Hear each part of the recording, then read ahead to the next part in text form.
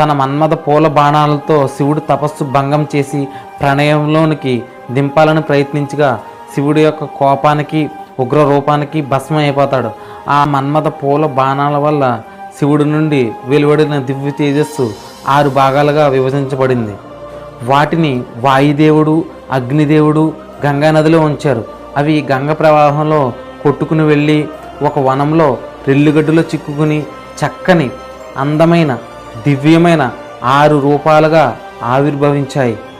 వాటికి కార్తీక నక్షత్ర దేవతలు వచ్చి జ్వాలలు పాడారు. ఈ విషయం తెలుసుకున్న పార్వతీదేవి అక్కడికి వచ్చి స్కంద అని పిలుస్తూ వారిని తన ఒడిలోకి చేర్చుకోగా వారు 6 ముఖాలు గల 12 చేతులు గల ఒక బాలుడుగా ఆవిర్భవించబడతారు. ఆ బాలుడే మన సుబ్రహ్మణ్యేశ్వర స్వామి.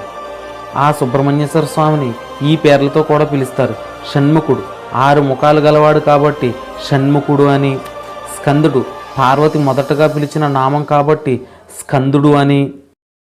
కార్తికేయుడు అంటే కృత్తికా నక్షత్రంలో జన్మించాడు కాబట్టి కార్తికేయుడు అని. వేలాయుధుడు, శూలాన్ని ఆయుధంగా